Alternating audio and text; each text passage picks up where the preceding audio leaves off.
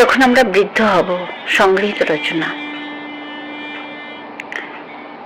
একদিন আমরা সবাই বৃদ্ধ হব। সেই দিনগুলোতে এক গ্লাস জল খাওয়ার মতো আমাদেরকে যেন যুদ্ধ করতে হবে।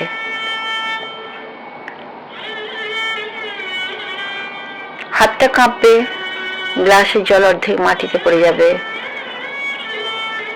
হাত ফসকে গ্লাসটাই হাতে পড়ে যাবে, কিন্তু তখন কোনো শক্তিই থাকবে না ওঠানোর মতো। ঘরের মানুষজন মুখে কিছু না বললেও বিরক্তি আর ঠান্ডা অবহেলা ভেসে উঠবে তাদের আচরণে। চুপ করে সহ্য করতে হবে, কারণ তখন আর প্রতিবাদ করার শক্তিই তো থাকবে না।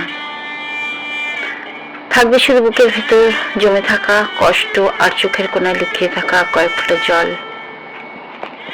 বয়স বাড়ার সাথে সাথে সমস্ত কিছুই বদলে যায়।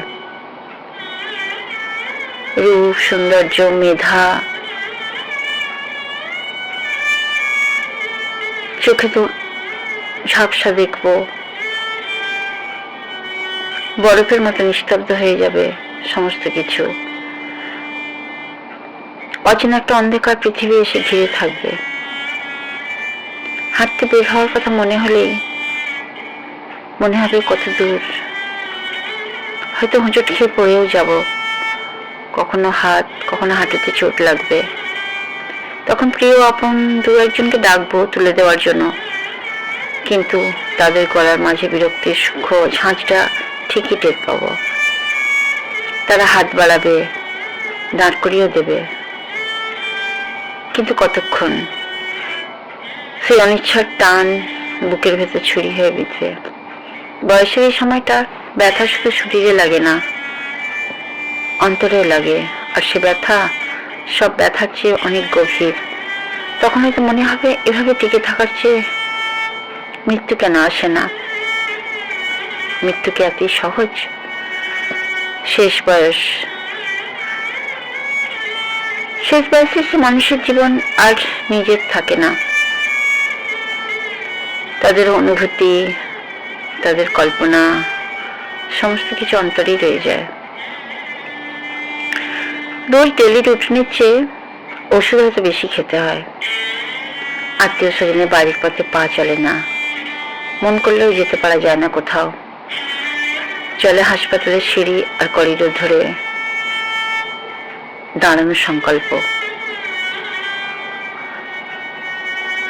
ডাক্তারখানা, হসপিটাল যেন হয়ে ওঠে নতুন আস্তানা।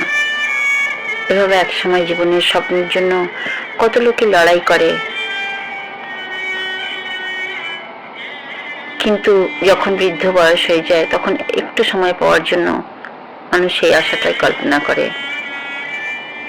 অবাক হয়ে দেখি আজীবন সম্পদের পেছনে দৌড়ানো সেই আমার, আমি একদিন সব রেখে চলে যেতে হবে। বাড়ি, জায়গা, সম্পত্তি সবই থাকবে, কিন্তু আমি থাকবো না।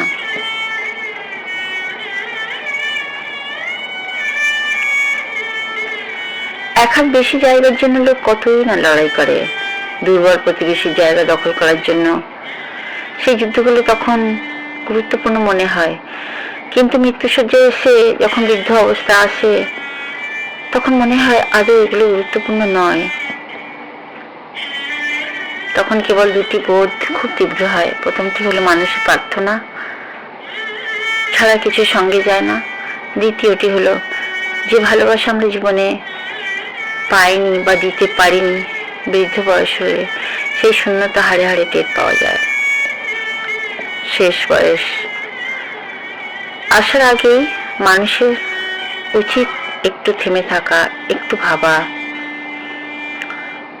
জীবনে আসলে কাউকে হারিয়ে কি পেয়েছি, কি পেলাম, কি পাচ্ছি, কি পাবো।